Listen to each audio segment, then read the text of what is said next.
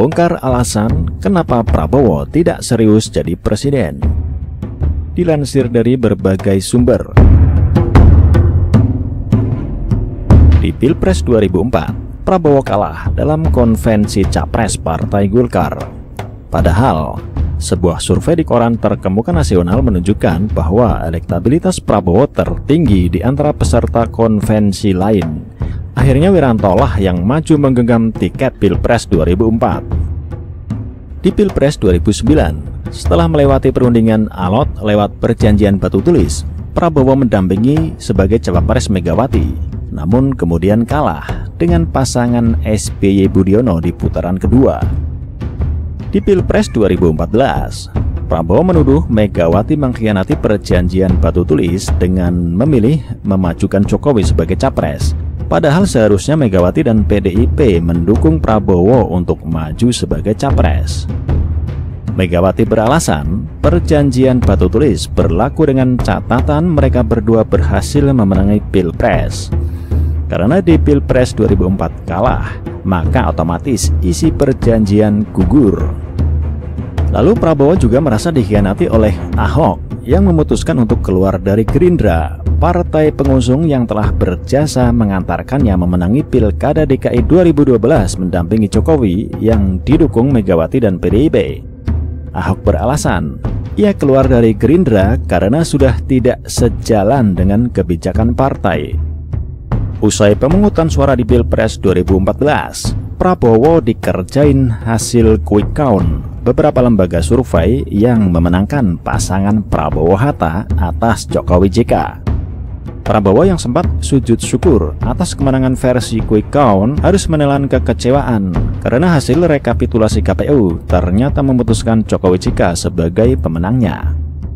Tak berhenti sampai di situ, Prabowo kembali dikibuli para pembisik di sekitarnya bahwa dia akan memenangkan gugatan pemilu di Mahkamah Konstitusi dengan 10 truk bukti. Hasilnya, MK tidak mengabulkan gugatan Prabowo. Pasangan Jokowi JK tetap menjadi pemenang pemilu. Kekecewaan mendalam bagi Prabowo membuatnya lelah, dan ini bertambah-tambah usai membentuk koalisi permanen Koalisi Merah Putih di DPR. Ia merasa dikhianati sejumlah partai yang bubar jalan menyeberang bergabung ke koalisi pemerintahan Jokowi JK. KMP hanya seumur jagung.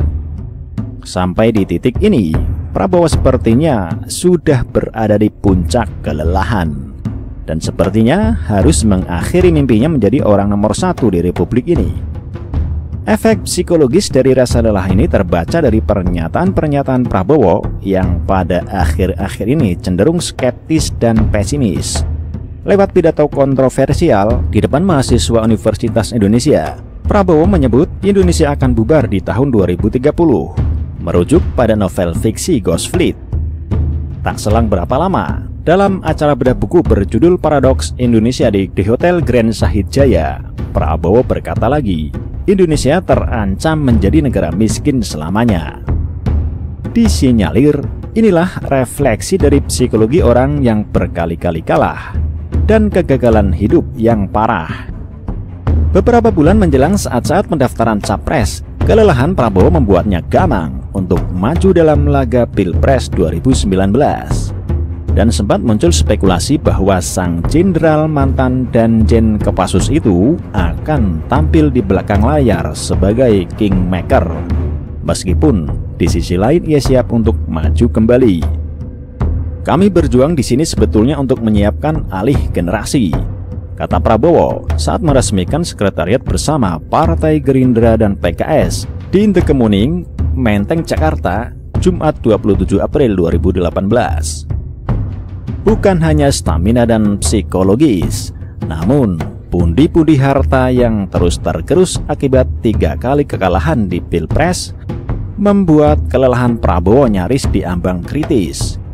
Itu terlihat dari diluncurkannya galang dana perjuangan pada Juni 2018. Dan semakin jelas terlihat ketika akhirnya Prabowo menggandeng pengusaha Sandiaga Uno untuk mendampinginya maju di Pilpres 2019. Setelah melewati proses panjang berliku, rumit dan berbelit Dari intrik internal, drama Jenderal Kardus versus Jenderal Baper, sampai isu mahar 1 triliun rupiah. Rasa lelah dan frustasi inilah yang mendorong Prabowo mengambil keputusan kontroversial dengan memilih Sandiaga Uno sebagai cawapres, mengabaikan rekomendasi Ijtima Ulama yang menyodorkan 2 nama ulama untuk menjadi cawapres pendamping Prabowo. Meski akhirnya direvisi di jilid 2 dengan basa-basi 17 poin kontrak politik dan akhirnya tetap mendukung pasangan Prabowo Sandi. Prabowo mengabaikan kontribusi para partai pendukung koalisinya, PKS, PAN, dan Demokrat, dengan dominasi Gerindra untuk semua posisi sentral dari capres, cawapres, hingga ketua tim ses. PKS, PAN, dan Demokrat hanya dijadikan kelompok menggembira kalau tidak dikatakan sebagai pelengkap menderita bagi Prabowo dan Gerindra. Dan Prabowo sudah tak peduli, karena ia sudah tak berani lagi ambil resiko dalam duel rematch melawan Jokowi di Pilpres 2019. Dan pukulan telak terakhir yang nyaris menghabiskan sisa-sisa tenaga Prabowo adalah blunder anggota Badan Pemenangan Nasional Ratna Sarumpait dengan drama hoax penganiayaan yang tak hanya mengantarkan pelakunya menjadi tersangka, juga menyeret Prabowo dan sejumlah elit politik pendukung untuk berurusan dengan polisi. Anggap saja Prabowo sebagai korban pengibulan. Ini menjadi tragedi yang kesekian kalinya sang jenderal menelan pil pahit pengkhianatan dari orang yang dipercayainya, hingga akhirnya ia sampai di titik puncak dari puncak kelelahan yang nyaris mustahil terobati. Keluarnya pernyataan bahwa Prabowo terkepung dengan fenomena banyaknya kepala daerah yang mendeklarasikan dukungan kepada paslon petahana Jokowi Ma'ruf Amin, dan hasil berbagai lembaga survei yang tidak memihak oposisi semakin mempertegas jika Prabowo bisa dikatakan telah pasrah kalau tidak dikatakan menyerah sebelum bertanding. Maka tak salah jika Wasekjen Demokrat Andi Arief memberi penilaian soal ketidakseriusan Prabowo untuk menjadi presiden. Lewat akun Twitternya, Andi menangkap kesan Prabowo Subianto agak kurang serius menjadi presiden.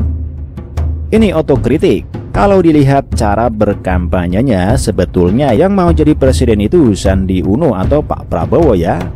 Saya menangkap kesan Pak Prabowo agak kurang serius ini mau jadi presiden, tulis Andi Arief di akun Twitternya pada 12 Oktober 2018. Kritik Andi Arief itu bukan tak berdasar. 2 bulan setelah resmi mendaftar di KPU, Prabowo terlihat masih belum aktif keliling Indonesia. Padahal waktu kampanye tinggal 6 bulan lagi. Target koalisi Prabowo meraup elektabilitas 40% hingga akhir Desember sepertinya mustahil akan tercapai. Pasalnya Prabowo yang didaulat sebagai capres belum keluar dari sarangnya. Menurut Andi Arief, Prabowo masih belum meninggalkan sarangnya di Kertanegara. Ia belum mendatangi masyarakat, mengunjungi rakyat, menyapa, memeluk, dan mencium serta menyampaikan apa yang mesti dilakukan ke depan. Bagi Andi Arief, kemenangan tidak datang menghampiri tanpa usaha keras.